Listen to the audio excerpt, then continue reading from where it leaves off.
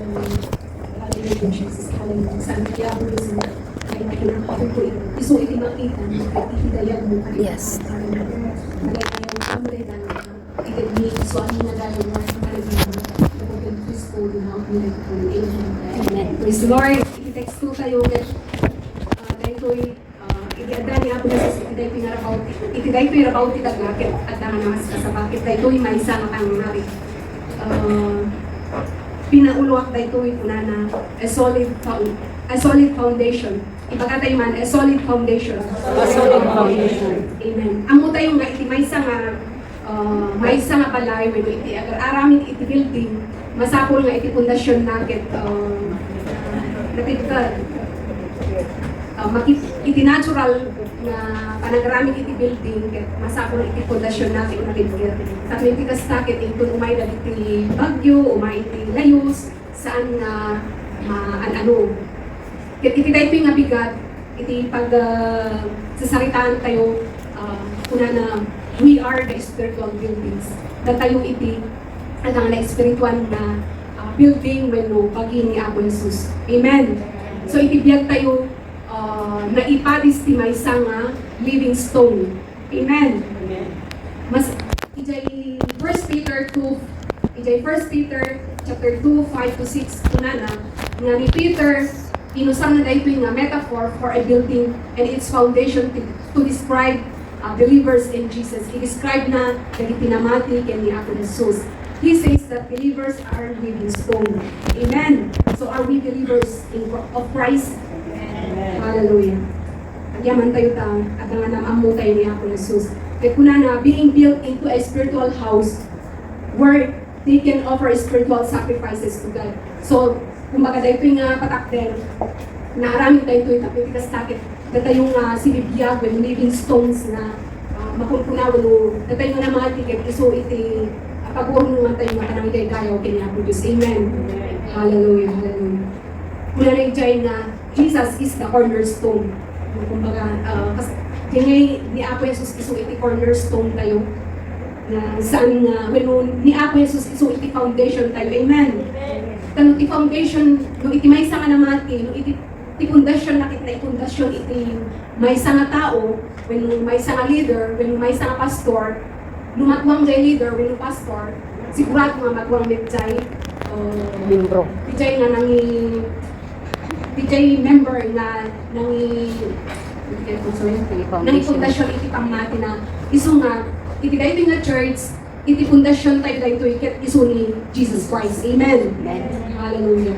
So, this verse highlight the importance of faith. Iti pamati nga na ipundasyon iti Apo. Hallelujah. At may sapay ko na the Church of God emphasize that believers are no longer strangers, but are now members of God's family. So, are you strangers? Hallelujah. Kuna na nga, datayo ket member na pamilya na tayo iti Apo. Amen. So in this earth, kuna na ijay nga we are pilgrims. Datayo ket ijay nga yan na tayo iti dayto nga lubong. Kuna na ta syempre haanel na dayto iti agmanayon ta adda kuna na ijay nga adda iti biag nga agmanayon nga ipaay ni Apo Jesus. Ngem kahit mo sa wentre iti nga gundaway kuna na nga we are now members of God's family. Awan kuma iti mangitumtuma iti bagina. Amen. So as member of the family, at ang agin na yan at ikinaragat tapos iti kastakit rumang ay iti trabaho. Amen. So we are God's holy temple. So maminsan pa ko na nga Jesus is our foundation. Ni Apo Jesus iti pundasyon tayo nga saan nga magaraw, unshakable, unshifting, isunakit na test can sure foundation, sigurado na. Isaiah 28:16 kuna na those who believe in it will not be shaken. Amen! Amin nga mamati ka ni Apo Jesus ket saan na ag-shaken. Hallelujah. Praise the Lord. So, amo nga naawatan nyo. So, mapantay yung ititalo nga points. Talo lang na ito. Bitak na magsaw. Una na ijay, number 1, kuna na, benefits of making Jesus as our foundation. Iti umuna, kuna na, we can stand with spiritual hits, floods, and wind. Anati kahit na sa web dagito yung hits, floods, and winds. Nung mapagtakdiran tayo dagiti challenges and struggles itigyan. Amen. Hallelujah. No floods po na dagiti negative emotions. Diba? Tao tayo lang ata dagiti emotions tayo. Siyempre maminsan masaktan tayo. Yan po na nga mapag na ipundasyon iti pamati tayo iti apo di dahil saan tayo nga mag-araw. Amen. Ure pa iti po na nga win that you get correction, trials, and difficulties. Maminsan iti sa ungit lang ni Apo Dios ket makorekta tayo. Ngem ijay no at nga ihambon tayo iti puso tayo kini Apo Dios ket mamati ak nga umay na dagijay nga banag ket kaya tayo makapagbaligyan tayo dagijay. Amen. Ta habang agsarsarbi tayo kini Apo Dios tingdagyan tayo iti sa uni Apo Dios at ako na ijay first day iti sa uni Apo Dios ket adat kuna na nga babalawan, kakaadalan, ken makasusuban. Yan ako din. 1 Timothy. Praise the Lord. So, tijay, iti at ang sa unya po Diyos na kakaadalan tayo. Tako na, ijay, Proverbs 10:25 una na, that the wicked are like wherewith passing away quickly and leaving no trace, while the righteous on the other hand have solid foundation. Dahito yung wherewith ko na natin ay bukbuk ngay. Nga dagiti naipundasyon iti pamati na iti ngay haan nga naipundasyon iti pamati natin ni Apo Jesus Christ na lakata nga maiyangin. Amen. So, sakay kumata, iti tunggal maisa, iti pundasyon iti pamati tayo kit ni Apo Jesus. Amen. At iti kastakit mapagtakwiran tayo dagiti trials and tribulations. Itiyan. The righteous are rooted in a firm foundation. Amen. So, are we righteous? Amen. Amen. Malagit po dyan, question lang ni Sis Jolie, are we righteous? One, believers are righteous because of Christ. Inawat tayo ni Apo Jesus. Muna na dyan na we considered righteous by God's due to the imputed righteousness of Jesus Christ. Amen. Itinawag tayo ni Apo Jesus kay ito'y ngay awanan iti condemnation. Amen. So, praise the Lord. Talagang iti challenges, iti biyag. At tuloy tayo natangag servi iti Apo. Amen. So, naawatan tayo. Nga, mapagtagaran tayo dagiti kapadasan iti biyag. So, ata iti muna na nga, be confident of these three things. Muna na, Jesus never leaves nor forsake. Amen. Kaya po Diyos kit saan na tayo mamaybayan. Una na yung Hebrews 13:5. Mabasa yung message. May sapay una na, Jesus is the only hope of glory. Amen. Dagiti si Bibiyang na testimony tayo itiyapo. Hallelujah. May sapay una na, in Christ all things hold together. Since the foundation or since the beginning of this world niya ako Diyos ket itulog na isuan. Dahil promise niya ako Diyos isuan ko na the one who sustains and keeps all things existence. Tingay niya ako Diyos ket saan nga nagpalbayo, for He is the same yesterday, today, and forever. Amen. Hallelujah. Ken niya ako Diyos ket He is omnipresence and omnipotence. Mapantay din number 2, benefits of making Jesus our foundation. Una na, the gate of hell cannot prevail against you. Amen. Tingay mo pararagtay yung maminsan. Una na, the gate of hell cannot prevail against us. Awan iti, gawa iti kabusong na tingay mang tagait tayo pero mang pirdi kumakata tayo kasi punta we believe on Jesus. Numan pa iti kabuso ket as Christian antay nga maniklikan nga tayo nga Kristiyano ket iso iti punterya iti kabuso na agbir-biro nga iti way na takit kasakit tayo nga naman iti ngay iti nga umayin, din na tayo, apay ng pinagyan, apay ng sitwasyon, yung kuna na,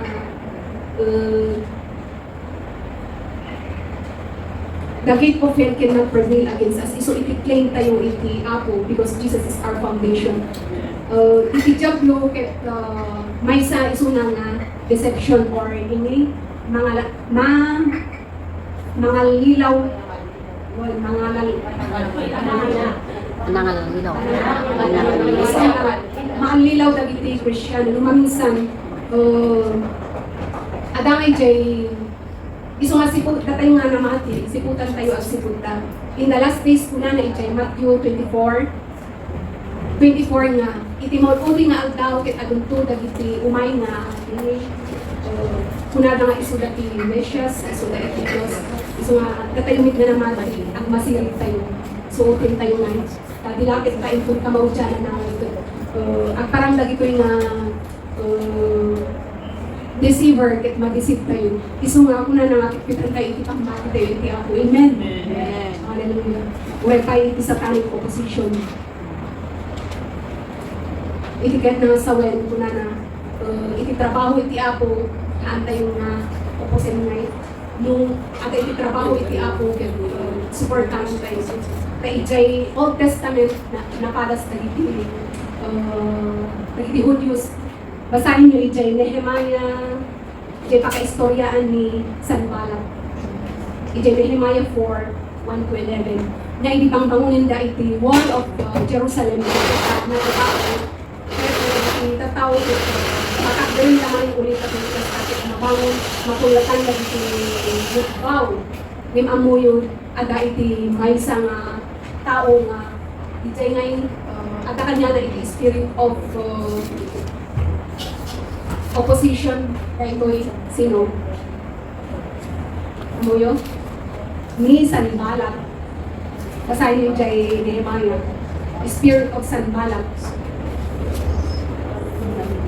Ngim amo nga awan ito'y ada iti espiritu. Dito yung espiritu of Sanballat muna na against God's word. Awan kumay iti ada nga aging-improve iti may sakit ada iti agupupos na kaamin tayo at itinulong para iti pakaidayawan para iti rarang ay iti trabaho iti ako. Amen. Praise the Lord. So, I know and I believe in my heart na itutunggal may sakit. Habang patuloy tayo mag-serve kanya po Diyos, dagitoy man nga umay nga trials ket mapagbalian tayo. Iti maudi kunana 3 benefits of making Jesus our foundation. Your labor in the Lord is not in vain. Amin nga aramid tayo agadto kakaypayan na. Takuna na ijay 1 Corinthians 3 3:13. Basahin tayo.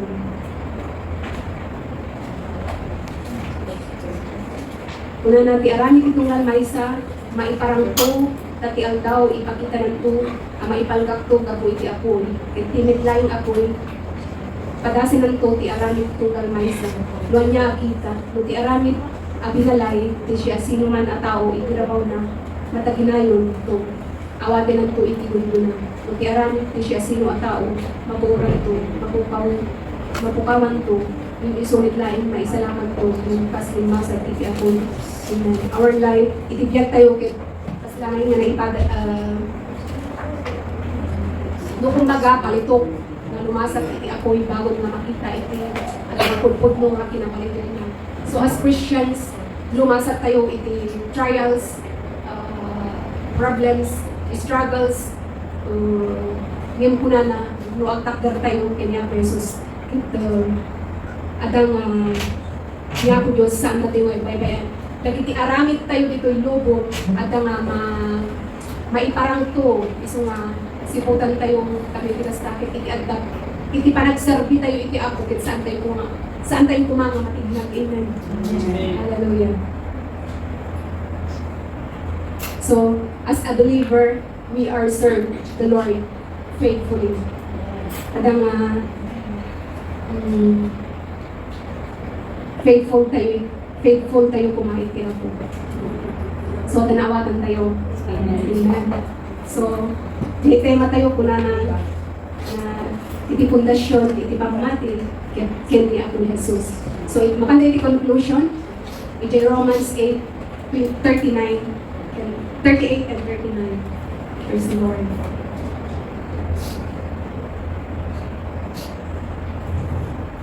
Romans 8, 38 and 39 ko na.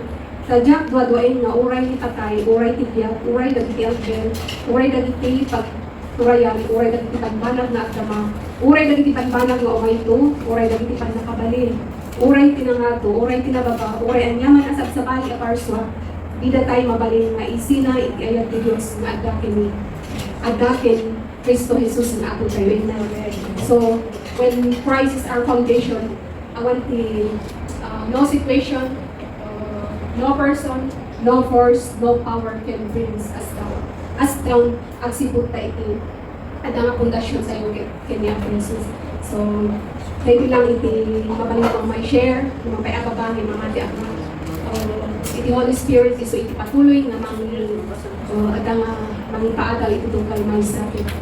Before iti po kini pastora, abya manak iti apo, iti ada nga panangtaan na iti sa agputa. Iti Wednesday na nakanang ijay yung ubray ijay old office na dili aglinis tapos ang pintura kit daputa mais lang jay kinan ko sa baling itin jay tiyan ko na nagsikal tapos dinay ag yung itak